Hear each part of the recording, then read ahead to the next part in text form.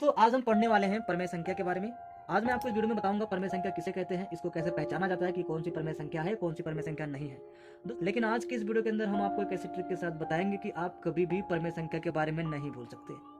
चलिए दोस्तों, अगर हम बात करते हैं परिभाषा की कि परमेय संख्या की परिभाषा क्या है, तो यहाँ पर लिखते हैं परमेय संख्या एक ऐसी संख्या होती है जिसको हम p/q के रूप में लिख सकते हैं और दोस्तों q का मान जो होता है वो कभी 0 के बराबर नहीं होता है। चलिए दोस्तों इसको लिख लेते हैं, उसके बाद आपको हम समझाते हैं।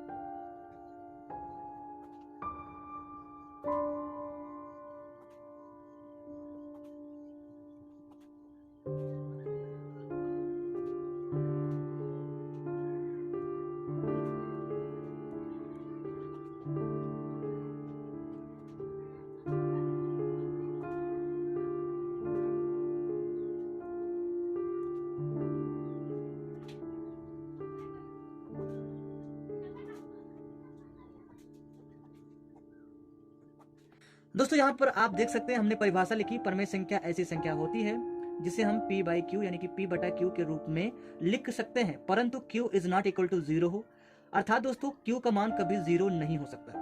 दोस्तों परमेय संख्या वह संख्या होती है जिसे हम p/q के रूप में तो लिख सकते हैं, लेकिन q का मान कभी 0 नहीं होता। ठीक है, वह परमेय संख्या होगी। अगर किसी भी संख्या के बटा में 0 लिखा होगा तो वह कतई परमेय संख्या कभी नहीं बन सकती है। दोस्तों यहाँ पर मान लीजिए जैसे हमने p का मान कुछ मान लेते हैं, ठीक है, हमने p का मान मान लिया, ठीक है, 5 मान लिया और q का मान मान लिया 2, ठीक है। अगर हम इसे p/q के रूप में लिख सकते हैं तो यह परमेय संख्या बन जाएगी, यानी 5/2 के रूप में। ठीक है, तो यह संख्या क्या हो जाएगी दोस्तों, हमारी परमेय संख्या हो जाएगी। ठीक है, इस तरह से दोस्तों अगर हम मान लेते हैं p बराबर मान लेते हैं -4 है और q बराबर मान लेते हैं 1 है, तो अगर हम इसको p/q के रूप में लिखते हैं तो यहाँ पर हो जाएगा -4/1। यह भी संख्या क्या हो जाएगी, परमेय संख्या हो जाएगी। यहाँ पर यह संख्या मतलब मान लो p बराबर हो जाए 0 और q बराबर हो जाए 2, तो अगर हम p/q के रूप में इसको लिखना चाहें तो यह हो जाएगा 0/2। अब दोस्तों ये मतलब इस संख्या को पहचानने में सब लोग भ्रमित हो जाते हैं कि यह संख्या जो है वो परमेय संख्या है कि नहीं है। तो भाई है, क्यों है दोस्तों, मैंने पहले बता दिया आपको कि q का मान कभी 0 ना हो, बाकी दुनियादारी गई तेल लेने। भाषा के अनुसार यही तो होगा कि भाई q का मान 0 नहीं हो सकता, होना चाहिए, है ना, q का मान 0 नहीं होना चाहिए, बाकी p का मान कुछ भी हो, हमें इससे क्या भाई, है ना।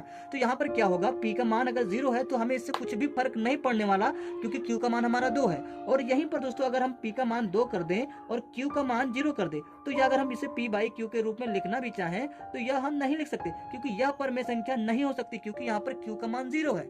और हमने परिभाषा में क्या कहा कि q is not equal to 0, q का मान कभी 0 नहीं हो सकता, इसलिए यह परमेय संख्या नहीं हुई।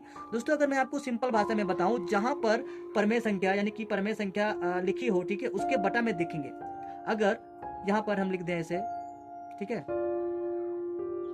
और यहाँ पे 2/0, अगर हमने यहाँ पर कहा इनमें से आप पहचानिए कि कौन सी संख्या परमेय संख्या है और कौन सी संख्या परमेय संख्या नहीं है, तो दोस्तों यहाँ पर ये परमेय संख्या है, ये परमेय संख्या और ये भी परमेय संख्या है, लेकिन यह परमेय संख्या नहीं है, क्योंकि इसके बीच इसके q का मान क्या है दोस्तों, 0 है।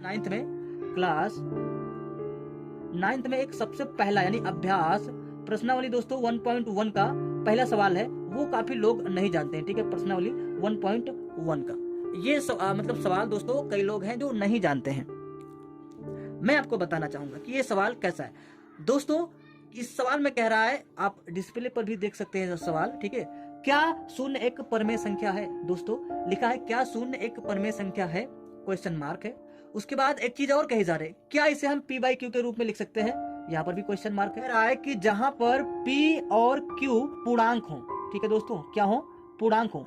और दोस्तों यहाँ पर कह रहा है q is not equal to क्या हो, 0 हो। तो दोस्तों क्या यह परिस्थिति संभव हो सकती है, क्या 0 एक परमेय संख्या हो सकता है दोस्तों, हाँ हो सकता है। कैसे दोस्तों, यहाँ पर मैं बताना चाहूंगा। दोस्तों यहाँ पर ये चीज आप देख सकते हो, अगर यह परमेय संख्या हो सकता है तो यह परमेय संख्या क्यों नहीं हो सकता। देखिए पूर्णांक किसे कहते हैं दोस्तों, अगर आप पूर्णांक, प्राकृतिक संख्या, सम संख्या, विषम संख्या, अभाज्य संख्या, फिर अभाज्य संख्या, ठीक है, भाज्य संख्या, ये सब क्या होती है, इनके सारे का परिभाषा अगर आपको नहीं आता है आप हमें कमेंट सेक्शन में बता दीजिए, मैं आपको उसके बारे में भी डिटेल से समझा दूंगा।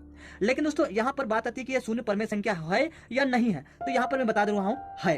क्योंकि दोस्तों अगर हम इस संख्या यानी कि p का मान क्या हो गया दोस्तों, 0 हो गया, और q का मान क्या कर दे हम 1 कर दे, तो यहाँ पर 0/1 यह परमेय संख्या संभव है दोस्तों, क्योंकि हमने q का मान 1 रखा है। क्योंकि दोस्तों यहाँ पर कहा जा रहा है कि q का मान 0 ना हो, बाकी p का मान 0 हो, हमसे इससे नहीं मतलब है। तो p का मान हमने 0 रख दिया और q का मान हमने 1 रख दिया, तो बस हो गई हमारी परमेय संख्या। तो यह दोस्तों परिस्थितियां क्या है, संभव है। ठीक है, तो दोस्तों उम्मीद करते हैं कि आपको यह वीडियो अच्छा लगा होगा। अगर दोस्तों आपको वीडियो अच्छा लगा हो ना, तो वीडियो को लाइक जरूर करना।